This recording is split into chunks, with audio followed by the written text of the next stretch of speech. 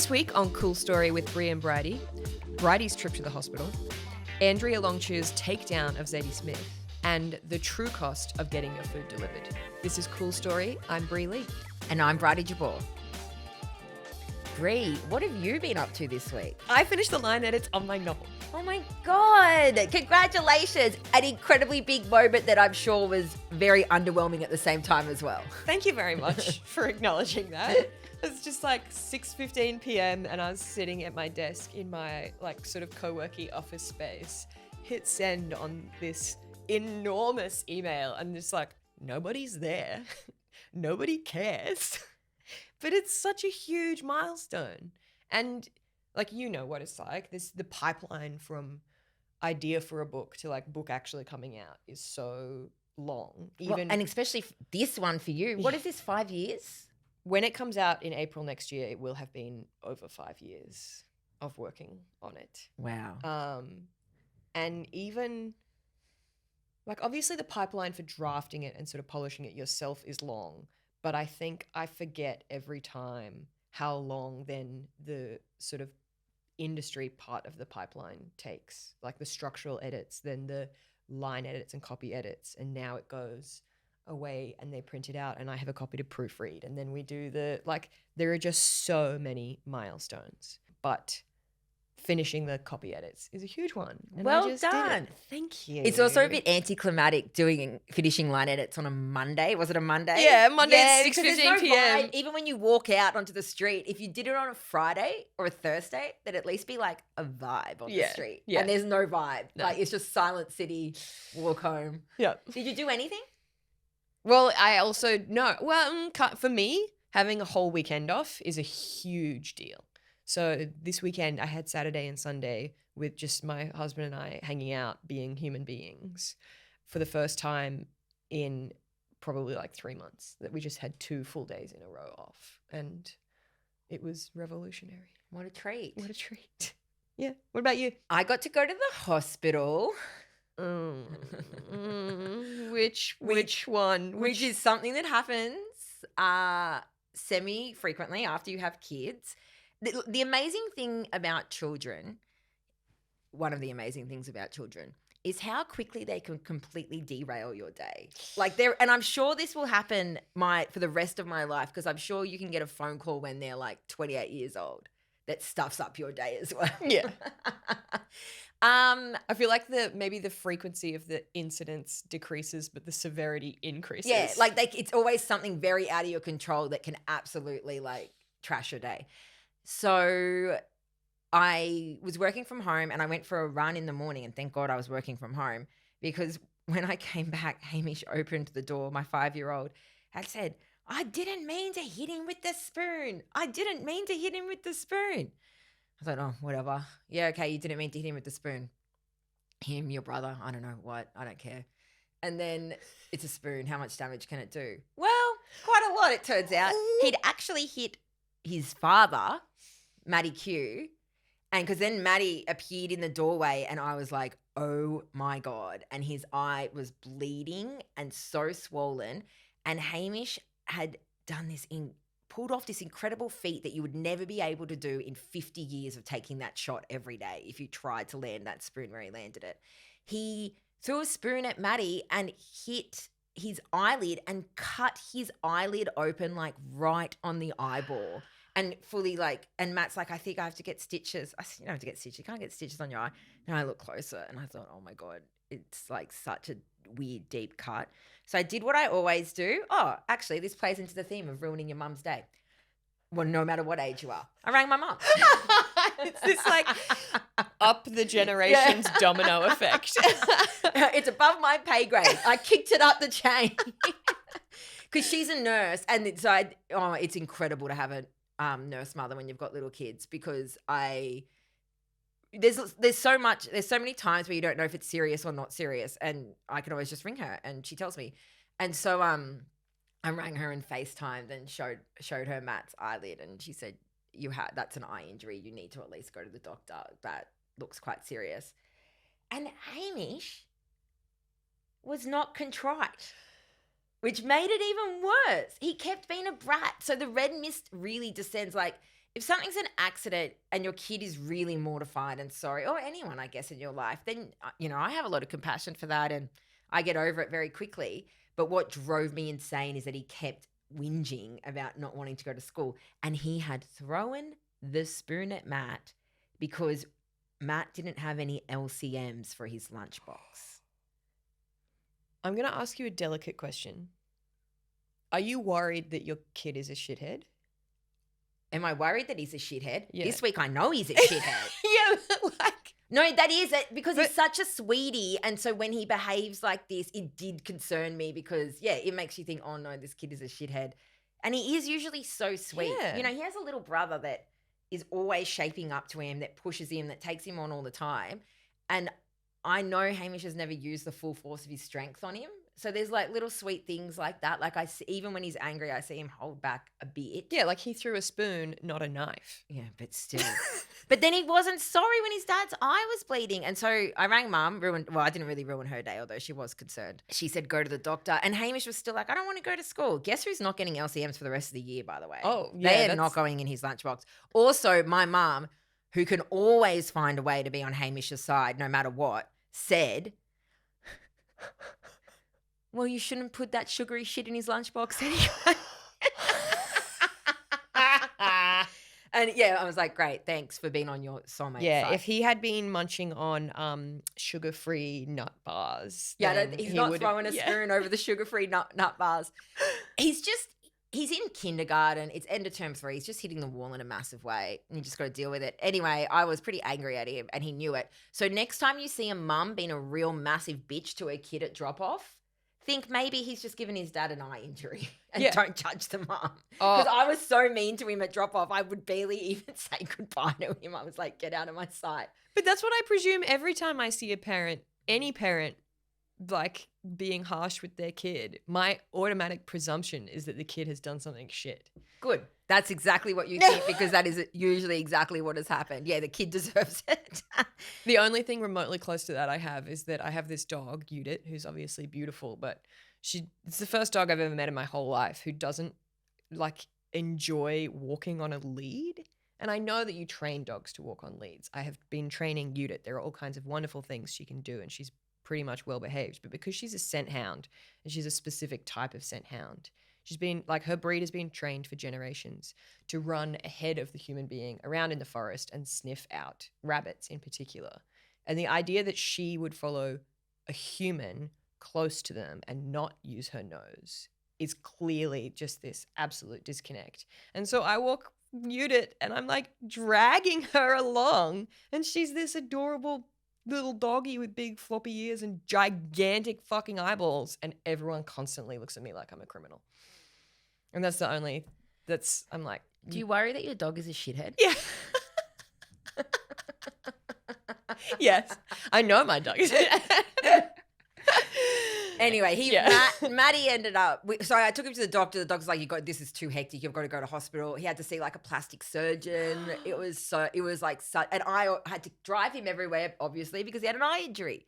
So he couldn't take himself. And then when I went to school pickup that afternoon, because I told one of my mates about it and he was like, oh, do you remember when you done something really, really bad and then you had to think about it all day at school? He's like, I remember that feeling of being at school, being like, oh, I've totally cooked this. I thought, oh, maybe it is weighing on him. Went to school pickup and Hamish had tried to go to after school care to avoid me. That speaks to a guilty conscience. Yeah, and he wouldn't even look at me when he came out. He was like head down, like he knew he had been stewing. Anyway, all's well that ends well. Maddie's eye's healing, and Hamish is not getting LCMs until next year. What else did you do this week? Was there anything else besides finishing your book? Yes. Well, regular listeners would recall that I invited you to the opening night of The Importance of Being Earnest, and you declined my invitation. Because I had a prior, amazingly for Bridie, a prior commitment with a family member. And I just want to say, I won't go into it into too much detail, obviously, because it's only showing here in Sydney for now. But I think this show is so good that it may very well tour. You say this every week. What? Well, I've been right so far. Yeah. So yeah, maybe I'm like have my finger on the pulse, Friday. Sorry, keep going. I think it's really rare to see an Oscar Wilde adaptation that actually does something a bit fresh and new. You know, there are some texts or some writers or artists whose work is just, I mean, it's because it's so good, it's done so often. And then this like snake eats its tail sort of thing where I'm skeptical about whether or not it will actually be good just because it's been regurgitated. Totally. And especially after one of the most recent ones was The Picture of Dorian Gray. Yeah, like how do you top that interpretation of an Oscar Wilde work? Yeah. Which I would also like to add I picked was so good. There on opening night, raved about it. And it has done precisely what I thought it would. Anyway, this new adaptation is so good. And it's like, I want to specifically say why. Whoever cast it is a fucking genius. There's this actress in the role of Gwendolyn. Her name is Megan Wilding. And it's the first time that I have seen this script, either on like screen or live in the theater, where the women characters, in particular the character of Gwendolyn, are like actually these sort of like really dynamic, like punchy presences instead of that like lilting English rose, like well-behaved lady of the era. And it made me realize anew, which is pretty huge, how funny what Oscar Wilde's writing was for the women characters in that script, not only the men characters in that script. And I was laughing so hard that at intermission, the person to my left, we all clapped, the lights came up, the person to my left turned to me, touched my forearm and said, "I'm so glad this is doing so much for you." I love that. I know. Yeah. So if you're in Sydney, go see it. You will, even if you've seen a million Importance of Being Earnest variations, this one is new and fresh. And the other quick thing I'll mention about it is that they add in this kind of cheeky little subplot, sort of extra facet about the help, about the sort of class differential between the service staff. And it's only like takes up a little bit of time and space, but it pays back in spades and makes that little sort of risk absolutely worth it in a delicious way. Love it. Yeah, really good. I also have to issue a correction on last week's episode. Our first correction. Ooh, what spicy. A milestone. I said that my dad knitted blankets. He actually crochets blankets. Oh. Thanks for the correction from listener and aunt to me, Anne-Marie.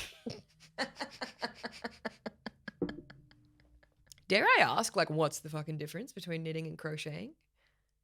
I don't know. Okay. Because I am not creative in that way, but there is obviously a difference. There must be some technical difference. I'm not, let's not go into that. I feel like we're going to piss people off. I didn't ask Anne-Marie, but I don't know if Anne-Marie would know, but maybe I'll hit my dad up and this correction can roll over 3 episodes. Listeners, fascinated to learn about the wide world of knitting and crocheting. I also read a great book this week, actually, a novel by an Australian, Stephanie Bishop, who lives in England and teaches creative writing over there. And the book is called The Anniversary. Have you heard of it? I think you... Yes, I have. Yeah, it's fairly recent. It came out in the past few months.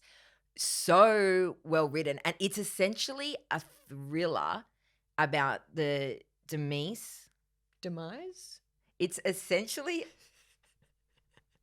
Demise. Shut up. Sorry.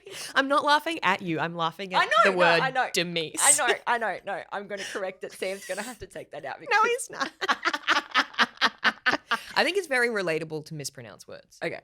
I do. It means you've read things but not heard them and you're like, I don't know. Totally. I'm very relatable.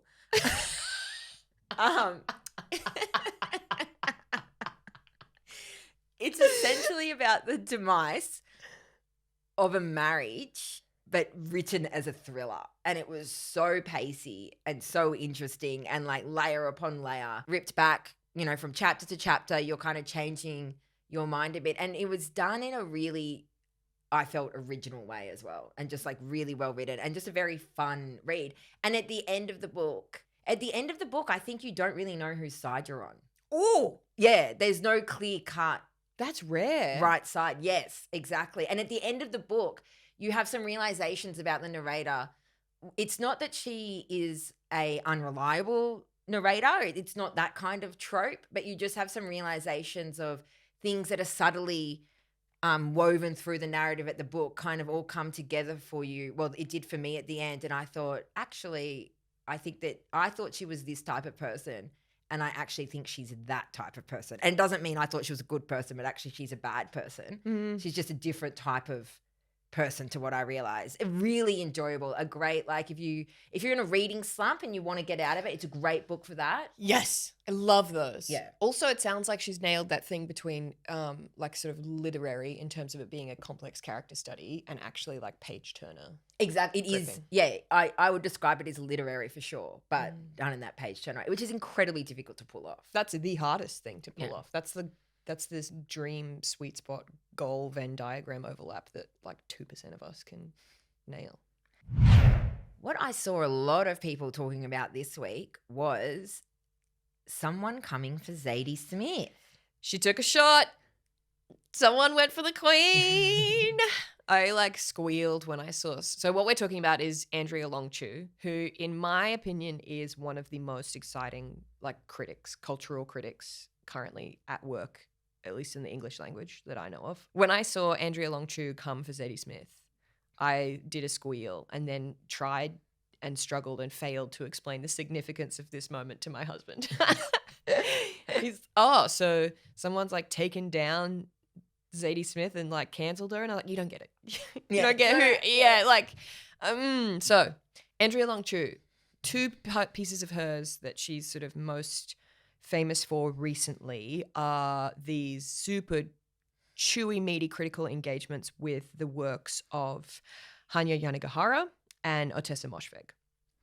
And if you don't know who I'm talking about, or if you don't know sort of what I'm talking about, I strongly recommend checking out Andrea Long Chu's work. And this morning when I was walking my dog, cruelly, I listened to her.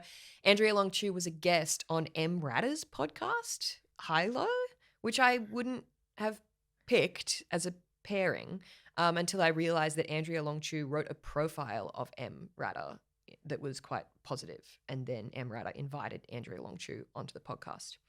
Anyway, that podcast episode, I think, is actually a really good sort of introduction to what you need to know about Andrea Long Chu's work and like her positions on things. And two things they mentioned about the work I will paraphrase here. The first is that Andrea Long Chu's, these articles that she writes, so the latest one, obviously Bridie and I will talk about, is this one about Zadie Smith, but the other two I mentioned about Hanya Yanagihara and Ottessa Moshfegh.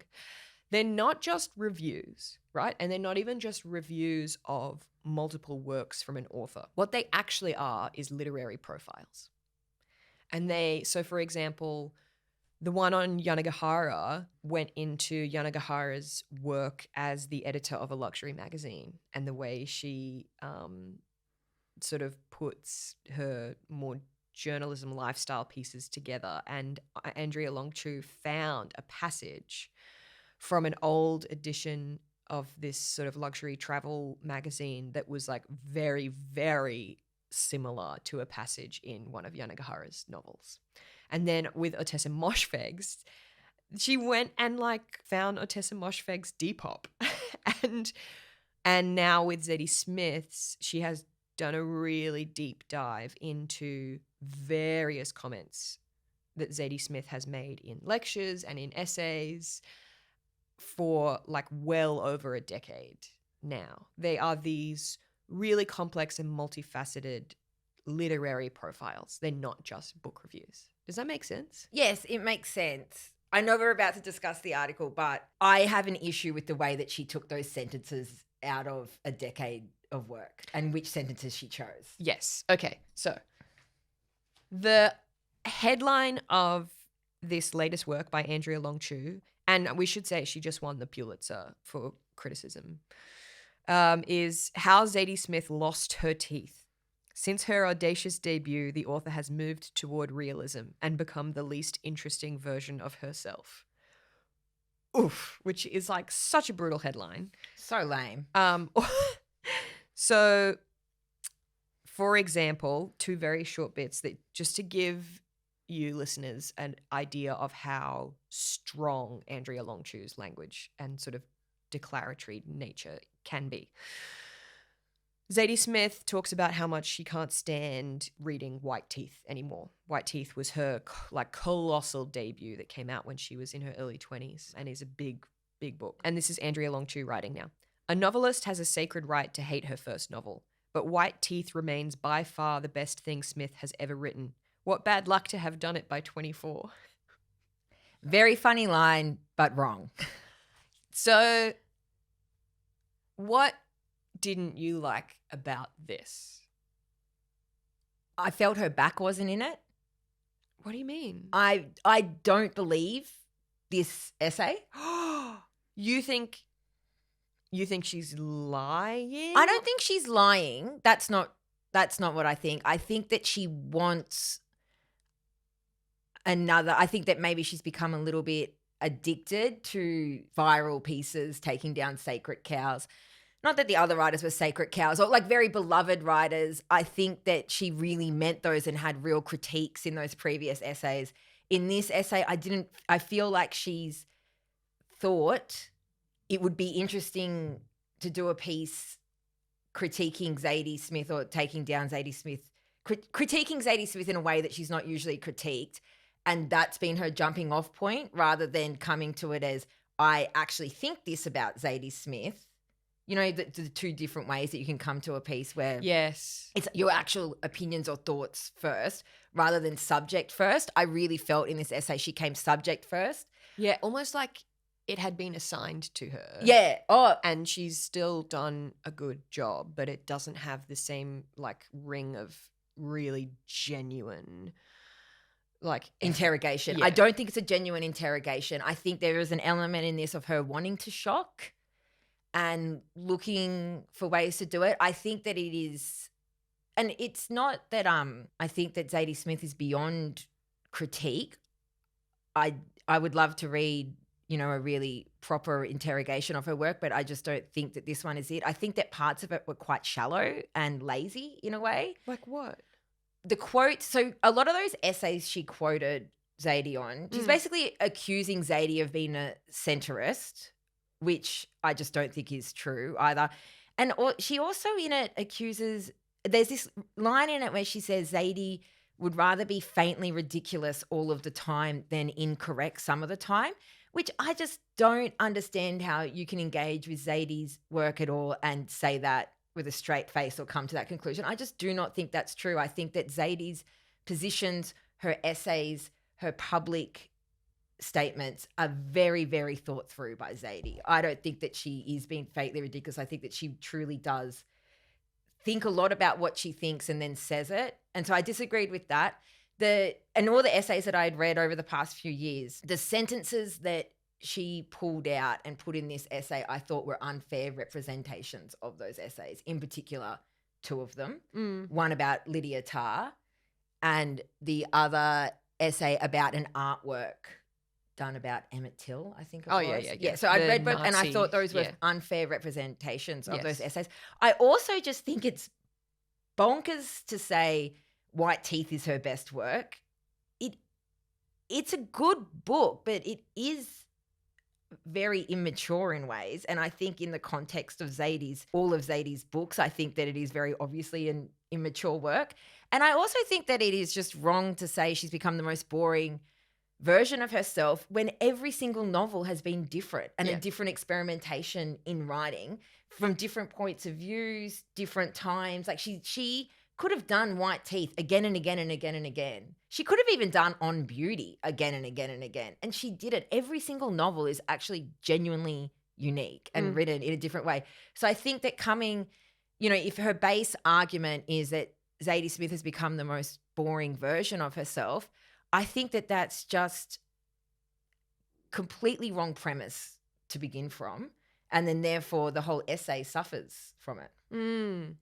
Something I think is interesting here that I want to talk with you about is that listening to Andrea Long Chu talk about her work on this podcast and say that her position, like the way she comes to write these literary profiles, is that an author can't just have this sort of art here and then all of their politics there and expect us to like artificially separate those two things. And in general, that's a position I can absolutely fuck with. Like, Yeah. dig that. 100% dig that. And that's why I find so much of her work so exciting and good. And why I like the idea that she goes and looks at an author, not just in an author's entire back catalogue of like published books, but like what they say when they accept awards and how they behave online and what their sort of expressed politics are versus what like sort of comes through in a decade of fiction or nonfiction, whatever it is. But what I didn't like with this Zadie Smith one, or what I found it almost like inaccurate perhaps, is that in going back so many years throughout an author's essays that they publish and like speeches and lectures that they give in between their major works, there is a risk that you flatten that author's expressions to like sort of bring them all into a like perpetual present, or treat all their expressions as of equal value to like the work they're doing now. And that is sort of not, I think that's not okay when you're talking about an author who's like, one of her collections is literally called Changing My Mind. Exactly what I was about to say. I'm like, it's especially odd to do it to an author who has a collection called Changing My Mind and writes a core part of my ideology. And something that I really respect about Zadie is that she changes her mind on positions quite often after deep interrogation and deep thought. Yeah. But she opened for the debate and the critique. Yeah. And I think that it's something that I try pretty hard to emulate because it's something I so admire and respect in someone like Zadie Smith, is that either, and it's not just about being wrong and sort of, you know, like posting an apology and an acknowledgement if you've actually fucked up, but it's also just being willing to revisit your previous positions and genuinely reassess them to see whether or not you've changed or the world has changed. And I just wanted, I guess, a bit more of an acknowledgement that if you're quoting something, like I'm just looking at one random page here, and it's like things that Zadie Smith said in a talk about after the like 2008 election of Barack Obama. Like, you can't put a sentence from that against a sentence said this year and suggest that both are as accurate as each other in terms of how we understand what this author's like position and work is now. And she tried to caveat that line. Like, I think she knows that what she was doing was dishonest in some ways, because she said, and a lot of us, you know, a lot of people in the blush of Obama's win said something they don't think now, and then just carried on. And I thought, well, why include it then? And why use that line as some representation of what she thinks now, and then acknowledge that it's said in such an extremely different circumstance, and then move on as if it's still part of your argument? Yeah. And also, I thought the other thing I thought about this piece was, oh no, she's gotten so big that she's not been edited properly. That's what I really saw in this piece, was like, with a good edit, it could have been a great critique. She's still very talented and there are some good points in it, but I really felt like she was allowed to write as long as she wants, say what she wants, and that the editing was not as vigorous as it might once have been for her, you know, a few years ago, pre-Pulitzer or whatever. Did you rate the Yanagihara and Moshfegh ones? Did you read them? Yanagihara, yes. Yes. I thought was a brilliant piece of literary criticism and literary profiling, and extremely well thought out and well written and well argued. Yep. I still, even though there were like things that I say disagreed with about this piece on Zadie Smith, I'm still like very grateful that I read it, and it still augmented my appreciation for and understanding of, or ability to critique Zadie Smith's work. And to me, that's more a point about criticism, that it's not just about whether this is a quote unquote like good review or bad review. It's like, did this deepen and enhance my understanding? And the answer for me is yes. It still did that for me. It gave me a few things to think about, but it just did not go far enough down those issues or points raised. Zadie Smith would have absolutely read this. Do you? How do she you think? would. How do you think she would have felt reading it? Well, different. That's hard because Zadie Smith's so great. And so self-assured. Yes. And seems pretty minimum ego. Yes. Do you think she would? I don't know that she would read it immediately. Something I do these days, and I want to know what you do. This approach was taught to me by Chris Neen, the author based in Brisbane, that when they tour their books, if there's any review, good or bad, that comes out, they get their partner to read it and then just sort of give them the gist and like paraphrase it. And I do this, I get my husband to do this for me now because, interestingly, as to paraphrase from Yanagihara, who said this to me when I interviewed her once, the good reviews are never good enough and the bad ones you can never forget. And that was so true for me with my experience with Eggshell Skull, just that Eggshell Skull and then Beauty coming out shortly afterwards, that when there was a review that came out that I felt burned by, if I had actually read it, a sentence or a phrase would just lodge itself in my brain. If I know the exact wording that someone has used, it becomes like a lyric that I can never forget. Whereas if I get somebody else to paraphrase it for me and give me the gist, it's like the sting of it has been removed. Yes. And the danger of it getting lodged and becoming like a lyric is that it can make you self-conscious. Yeah. And you cannot take that self-consciousness into your next work. But I also now no longer read my reviews. Do you read your reviews? Mostly. So I've had some interesting reviews over the years. When my novel came out in 2018, it was reviewed very well in The Australian, which I loved and read every word of.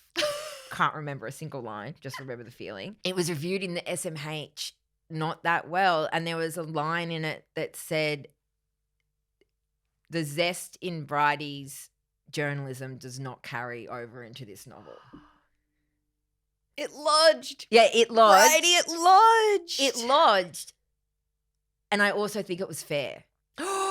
I think it was one of those things that I kind of thought to myself. Like I thought myself, and that kind of lodging I think can make your next work better.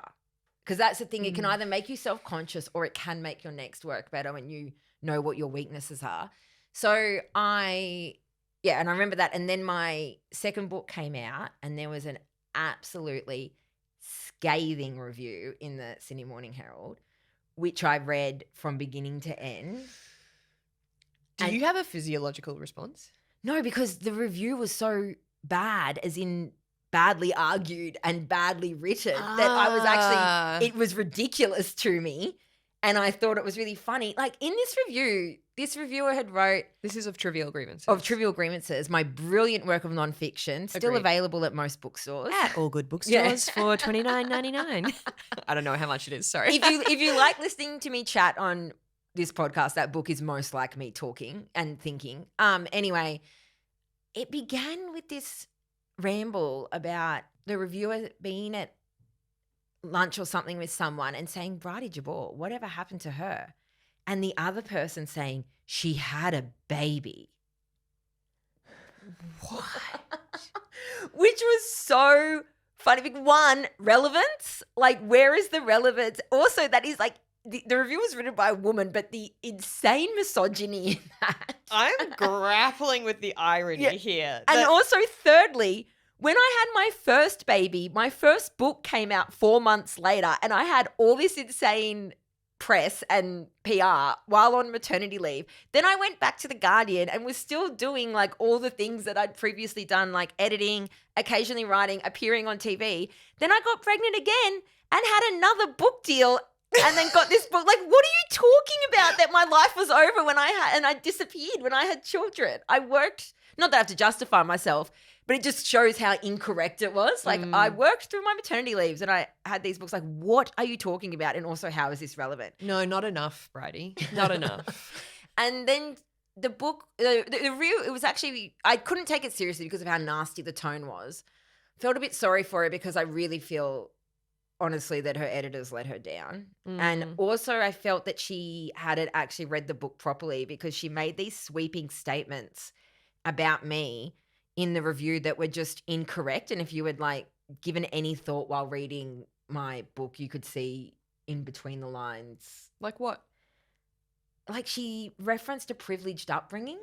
And And I'm like, in the book, like I had a great upbringing, like very loving and stuff. of But like love, I but grew up not- in a country town and my parents were nurses. Like, what are you talking? I didn't come to Sydney with any connections or, Yeah. you know, anything like that. I'm not even from a family of writers. There were a few writers in the family actually, but you know, not Not like making their living from yeah. writing. Anyway, and so it was just that kind of stuff. I was like, how can I take you seriously when if you'd properly read the book, like how can you say that if you had properly read this book? Yeah. And so I didn't take it that seriously and I thought it was ridiculous, although I've obviously remembered it. And then there was another review that seems like it was quite scathing Oh. that I never read. And I sent it to Maddie and I sent it to my friend Georgia Yeah. and said, can you please read this for me? Yeah. And just got them to tell me. Yeah. And Matt's reaction was so sweet because he was just so cranky about it. And Cute. he came back and he was like, it's just bullshit. Yeah. It's just bullshit. What a fucking idiot. Yeah, Don't read it. it's just bullshit. Which is so nice. And then Georgia, who can be, you know, she's so great. She's so smart and she just like knows how to, she just gets shit done. She's just that type of person. So she knew what I needed. So she came back with bullet point overview of chef's what, kiss. what was in it, which I knew she would. And then said, I don't think that you need to read this. I don't think that you should read it. It's not that bad, but here's basically what it said. Yeah. And that's what I needed, which is so funny that I didn't realize that this is obviously a fairly common thing for writers to get someone close to them to read and then brief them. I don't know how common it is, but it's certainly like a golden nugget of advice that I wish I had from the very beginning, but I'm glad I had at least from like the end of book 2 onwards. Well, I figured it out myself. When I saw this headline and thought, Organically. I don't want to read this, I'm going to send it to other people to read it for me. But it was like a huge unlocking of like, or a sense of permission for me when my publisher, who also publishes Michelle de Kretser, told me that Michelle de Kretser doesn't read any of her reviews. Another brilliant writer. Yeah. And I'm like, well, Michelle de Kretser is fucking excellent. Like, fuck it. Yeah, and she's obviously not improving Yeah. her work by reading reviews. And the So- justification for me as well, personally, is that whilst I no longer read any book reviews of my books, I read multiple book reviews every week of other people's books. And I'm not a total fucking idiot. Like if somebody makes a complaint or an incisive criticism about somebody else's work, I can identify whether or not that might apply to mine. You know what I mean? Like Oh, you true. just, Yeah. like I usually read reviews after I've read the book. Yeah, I'm the I same try with to. movies and stuff as well. Yeah, I I try to try come to. to it clean. Yeah. I But the- tried to come to the Sex and the City 2 movie clean. The other thing for me that's been a huge decision, and it's a decision I've made in a sort of like academic, like rational sense, which I still then have to like remind myself of, is my opinion that no one reader's experience of reading my work is any more or less valid than any other one reader's experience of reading my book. And like when I think about reading, the meeting of a reader with a book is a unique chemical reaction every time. Even if it's the same reader with the same book again at a later stage in their life. Exactly. It it's just a so unique- depends on where you are in life, what you get from a book. Yeah. And as soon as you acknowledge that as a starting point, then it sort of flattens or like removes the ability for some reviews to like sting you anymore or flatter you any more than any others. So, for example, I know that a critic wrote a really negative review of Who Gets to Be Smart for The Guardian, but in my genuine opinion, that is no more or less valid than somebody who takes a picture of it and writes a scathing review of it and tags me on Instagram. Like no one person's opinion is more or less valid. It may be more or less widely read around the subject matter. It may be more or less kind of like informed in some way. It may certainly be more or less genuine, but those are like, you just like you can't afford to listen to any of it, or like. Although I do love when someone writes to me on Instagram or finds my email and emails me who's had a very That's personal different, though. reaction to the book. This is the only thing that I actually read and believe And- is when somebody and means something. Yeah. When somebody sends me a personal correspondence. And about what it specifically meant to them. And it's not a critique of the book or how well it's written or It's a description whatever. of the chemical interaction. Yeah, and of their, that them feeling seen usually, or relating to something, or making them think about it, something in a different way, or just the right book at the right time in their life. I love getting those. Yeah. Because obviously they're usually very flattering as well. Yeah. It's very rare. Oh, I would like to use this opportunity to beg everyone to stop tagging me in bad reviews of my work. I find that really pathetic. It is pathetic. I can usually tell, and I just don't read. I just same. ignore. But But I'm like, why are you tagging me? Just put it on. Yeah, honestly, write whatever you want. And when I post on my Insta stories that I've read a book and I haven't liked it, I never tag the author. No, just don't tag. Yeah, Do whatever you want, but like don't tag them. It like screams to me like a sort of attempt to take a shot rather than an actual genuine engagement with the work. Big story of the week also. Biggest story of the week is the closing the loopholes legislation, which I love that name for legislation. Yeah, I like it when they give legislation a snappy little and title. but it's also it's such a funny vague name, closing the loopholes. So this is legislation. It didn't pass the parliament this week. It's going to go to Senate inquiry. It's a workplace relations bill that could affect millions of consumers in cities and also just people beyond our cities. And it's about trying to take on the gig economy.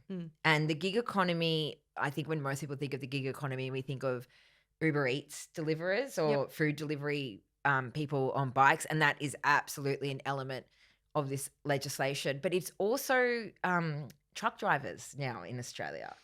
So decades ago, you could get put on these contracts in truck driving where you get rolling 12-month contracts, but you're guaranteed each year to go up in pay and to get some annual leave and superannuation. Yeah. So very, very good conditions.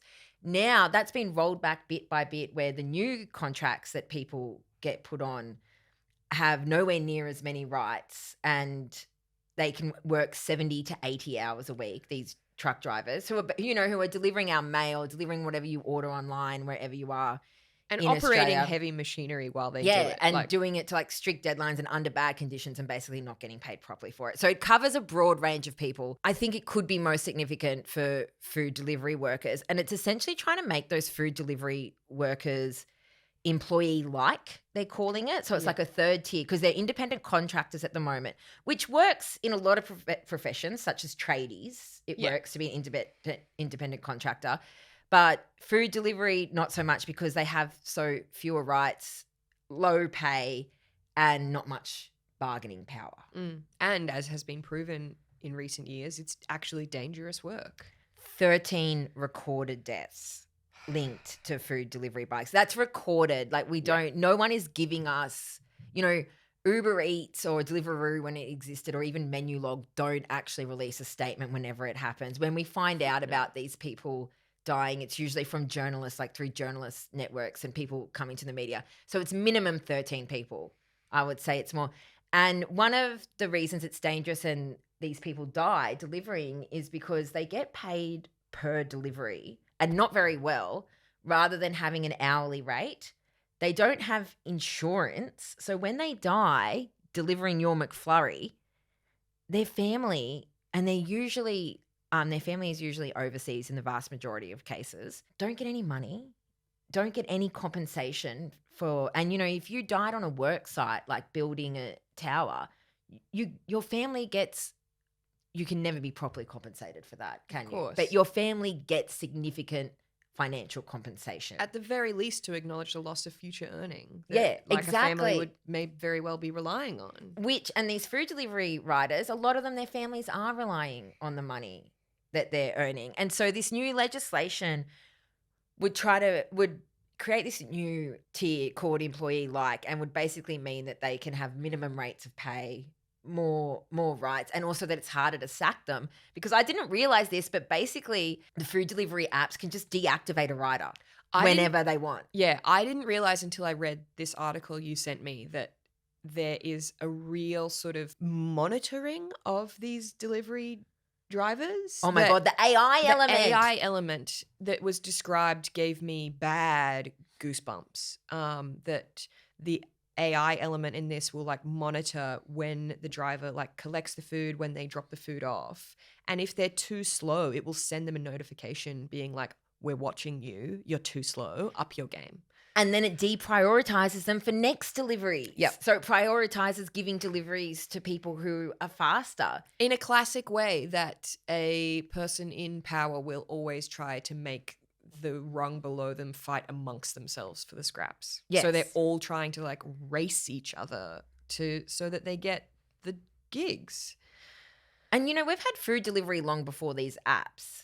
But the way that food delivery has usually worked is that you pay more for your pizza. Yes. And the food delivery people are hired by the food maker. Yeah. Like Yes. the business, whether it's a chain or a small little business, they have someone on staff whose job it is to deliver. So they're getting paid an hourly rate, and it doesn't matter if they have 6 deliveries in an hour or 3. Yeah. They get the same amount of money. And then obviously insurance, super and all of that. So this legislation will move to give them more rights. It didn't pass this week. So keep watching how this goes, because it's the crossbenchers in the Senate didn't agree to it. Instead, it's going to an inquiry, which could be fine. But one of the key issues that the crossbenchers, there were a few issues, and some of them are legitimate, like it's a good debate to have. But one of the key issues was that it could drive up the cost of what us as consumers pay for food delivery or for our parcel delivery, to which you just say, yeah, well, maybe you should be paying for that. Like this is a labor intensive job, and it's not cheap to deliver you your books to your doorway, but let alone your McDonald's or whatever, and you should pay for that. I have a very strong opinion about this, and it's a generalization I feel comfortable making. If you can pay to have your food delivered to you, you can afford to tip your driver $5 in cash every time. So do you get food delivered? Like maybe once or twice a year these days. Yeah, because you can just walk out your front door and go down the it's true. out the corner. But also, I have been increasingly disturbed by like the deaths and lack of regulation in this area, and made a conscious decision that if I ever do get food delivered, I have like a kitty beside the door, and I give them a cash tip, a decent cash tip. Do you not every trust time. the tip in app? No, but also I just think like it's just better for them if they have cash in hand. It's easier. They don't have to report it. Like it's just, I don't know. It's just the better thing But to do. sometimes for you them. don't see them. I suppose they're ringing your doorbell or whatever. But No, I always go take it from their hand. Yeah, so I've got a house. And so it's not that I I didn't think ask about them that. to Okay. not knock on the door or whatever, but I've got a house in the burbs, very glamorous. And a lot of the time, because it's a covered doorway, they just leave the food and leave. All right. And so I think that it is murky ethics around using food delivery services. And I don't live that far from the city, but I am in a suburb, and it does blow my mind when I'm walking around like Potts Point, King's Cross, Redfern, Erskineville, how many delivery riders there are. Like it really, this inner city, it's crazy how many there are, because I don't see that many where, like they're where I am, but they're not everywhere. And so when I get them on menu log, you can see if they're hired, if they're actually business delivery riders or they're menu log riders. Oh. Yeah, so I have so when I order pizza, I often try to order pizza from a place where it's their delivery driver, because then they're getting paid properly. And so I do that. I would never order in bad weather. Like if it's raining or that it's storming, I would never order food delivery, because I think that's too risky for someone on a bike, and they're usually on a bike. And I always tip 20% if I do order through that. We don't actually order that frequently, but like with little kids and all that kind of thing, just sometimes Oh yeah, you use shit it. happens. And I think it's okay to use it, but you got to try and mitigate it Yeah, in some way. yeah. It's just, yeah. If you can afford to get your food delivered, you can afford to tip. Yeah, absolutely. Like when you said $5, I'm like, bruh, that's low. I Well, like- tip 20%. Yeah, well, it would be like, well, I don't even know what I'm not ordering for 4 people though. Yeah, true. Like, Yeah, true. anyway, now we're at the So minutia. 20, yeah. Yeah. We're at the real minutia of it. But I am so glad to see this fight being taken Yes, same. properly up. And Tony Burke, the Industrial Relations Minister, is obviously hugely invested in this legislation. I do think it's going to get up in some way. What's interesting is that Uber has pretty much agreed to it in principle. Wow. Yeah, after long negotiations that started with the Transport Workers Union. Yeah. And then went to the government. Uber has agreed to it in principle. And I thought it was really interesting they're not trying to run a big scare campaign with it. That So- makes me suspicious that the legislation is weak because Uber are usually such shitheads. Well, about I think this. it's the enormous amount of pressure put on them. No, I don't. Yeah. And there hasn't been that. And like the unions have not criticised it for being too weak. well. And so, and no, that would be the obvious one. There are some issues with parts of it and which industries it would cover, but I would expect that we would see some version of this passed by the end of the year. Great. Beautiful. What have you got this week? And what am I doing this week? I'm actually coming up to my long service leave.